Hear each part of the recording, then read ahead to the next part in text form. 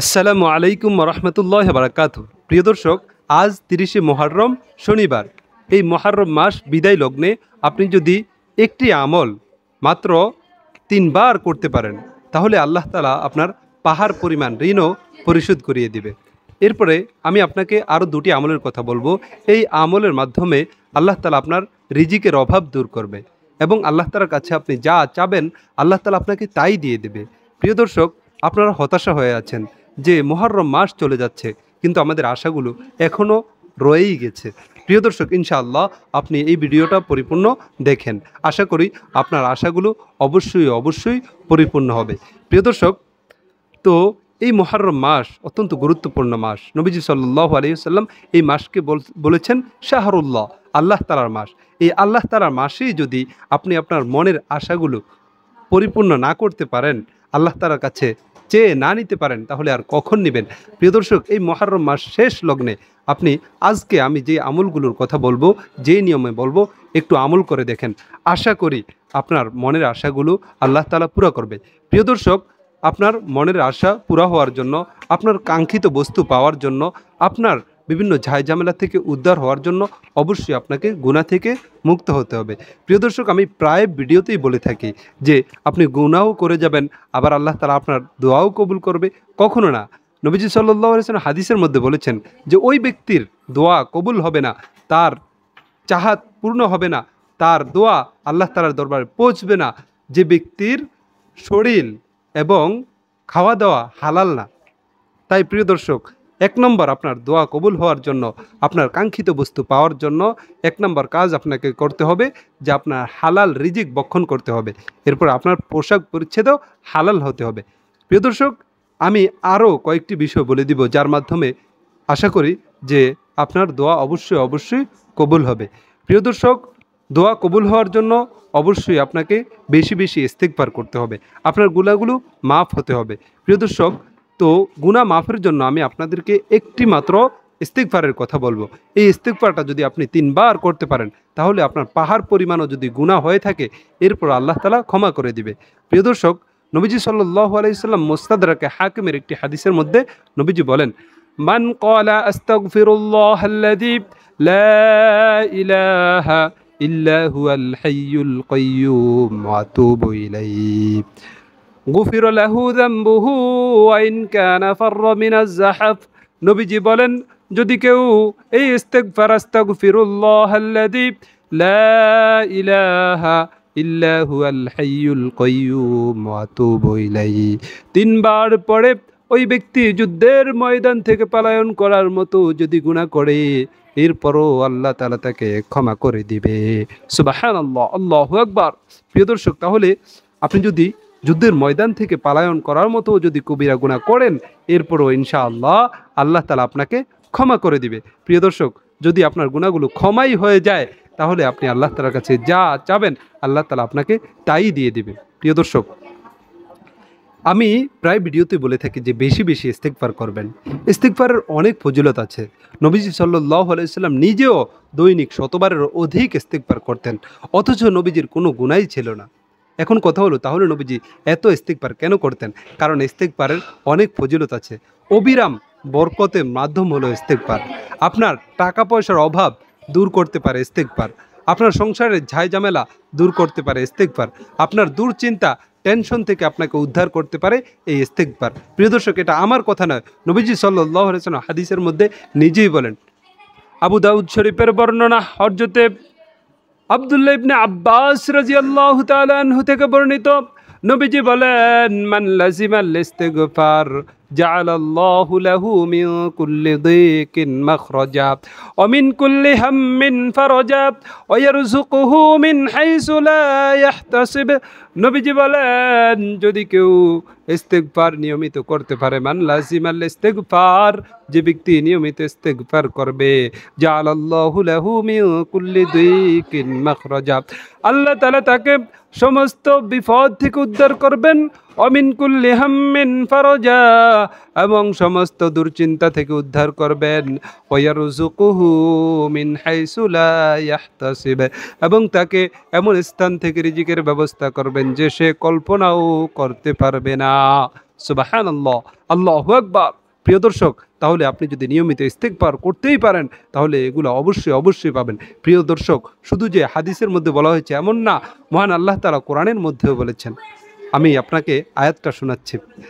মহান আল্লাহ তাআলা সূরাতুন নূহের 11 নম্বর আয়াতে আল্লাহ তাআলা বলেন, ফাকুলতুস্তাগফিরু রাব্বাকুম ইন্নাহু কানা গফফারা ইউরসিলিস সামাআ আলাইকুম মিদরারা ويمددكم بأموال وبنين ويجعل لكم جنات ويجعل لكم أنهارا। মহান আল্লাহ তাআলা এই আয়াতের মধ্যে বলেন, ফাকুলতুস্তাগফিরু রাব্বাকুম ইন্নাহু কানা গফফারা।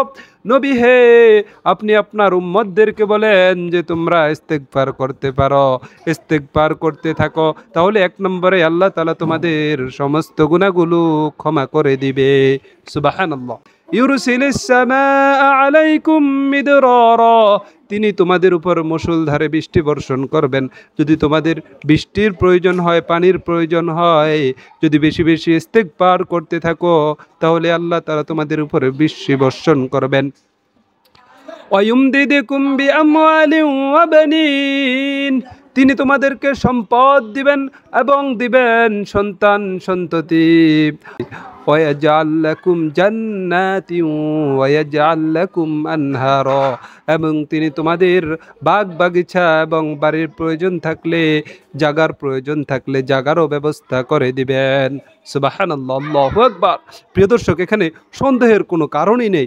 মহান আল্লাহ তাআলা নিজেই কোরআনের মধ্যে বলেছেন, এটা আমার কথা নয়, মহান আল্লাহ তাআলা নিজেরই কথা। তাই যদি আপনি ইস্তেগফার করতে পারেন তাহলে অবশ্যই আল্লাহ তাআলা আপনাকে এই ইস্তেগফারের বদৌলতে আপনার সমস্ত হাজতগুলো পুরা করবে। আপনার রিজিকের অভাব দূর করবে।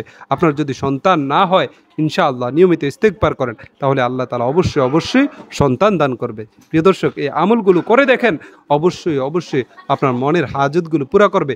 তবে প্রিয় দর্শক, আপনার ইস্তেগফারকে নিয়মিত করতে হবে। লাজিম আল ইস্তেগফার বলা হয়েছে, নিয়মিত ইস্তেগফার করতে হবে। যদি আপনি নিয়মিত ইস্তেগফার না করেন তাহলে কিন্তু ফল পাবেন না। ইনশাআল্লাহ আমিও ইস্তেগফারের অনেক ফল পেয়েছি। তো প্রিয় দর্শক, আপনারাও যদি ইস্তেগফার করতে পারেন নিয়মিত তাহলে আল্লাহ তাআলাও যে আপনাদের মনের আশাগুলো পূর্ণ করে দিবে। প্রিয় দর্শক, আপনাদেরকে যে আমলগুলোর কথা বলেছি এর মধ্যে 1 নম্বরে বলবো, যদি আপনার পাহাড় পরিমাণও ঋণ থাকে তাহলে আল্লাহ তাআলা পরিশোধ করে দিবে। এই দোয়াটা বলবো। একবার হযরতে আলী রাদিয়াল্লাহু তাআলা আনহুর কাছে এক লোক এসে বলে, ও আলী, আমাকে ঋণে জর্জরিত করে ফেলেছে, আমাকে ঋণে ঘিরে ধরেছে, ও আলী তুমি আমাকে সাহায্য করো। তখন হযরতে আলী রাদিয়াল্লাহু তাআলা আনহু বলল, ও পথিক, আমি তোমাকে কি সহযোগিতা করব?